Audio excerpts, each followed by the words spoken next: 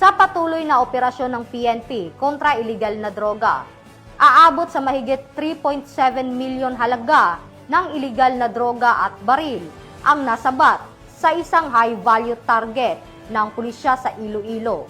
Magbabalita dyan si Patrolwoman Ladylyn Bansagon.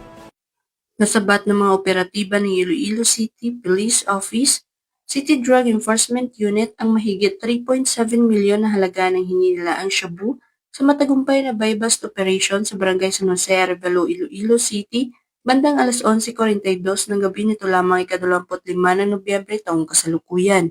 Kinilala ni Police Captain Roque Meno III, officer in charge ng ICPO CDEU, ang suspect kay alias Von, 47 taong gulang, may asawa at 3 anak, isang high-valued individual na residente ng barangay na Mukon, Tigbawan, Iloilo. Inamin nitong 3 buwan na pala siyang nasangkot sa illegal na droga, ngunit tumanggi itong magbigay ng dahilan kung bakit siya pumasok sa naturang aktibidad. Ayon kay Police Captain Jimeno III, matagal na surveillance at monitoring ang sinagawa bago na isakatuparan ng operasyon. Sa isinagawang entrapment operation, nakabili ang pusher buyer ng isang sachet ng hinilaang shabu mula kay alias Von gamit ang 15,000 pesos na buy-bust money. Na-recover mula sa suspect ang 10 na bulto ng hinilaang shabu, 12 nut-tied sachet ng hinilaang shabu, at isang caliber .38 revolver na may live ammunition. Sa kabuuan, nasa humigit kumulang 550 gramo ang kabuuang bigat ng nakuhang shabu na may estimated standard drug price na 3,740,000 pesos.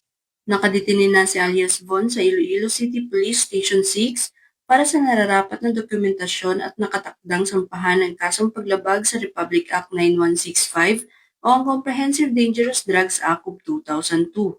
Patuloy pang isinasagawa ng mga kapulisan ng mas malalim na investigasyon upang matukoy ang iba pang kasabwat ng sospek. Naninindigan ng Iloilo City Police Office na hindi nito titigilan ang kampanya laban sa iligal na droga. Tiniyak din ng mga pulisya na mananatili ang kanilang maigting na operasyon para sa isang mas ligtas at mas mapayapang Iloilo City.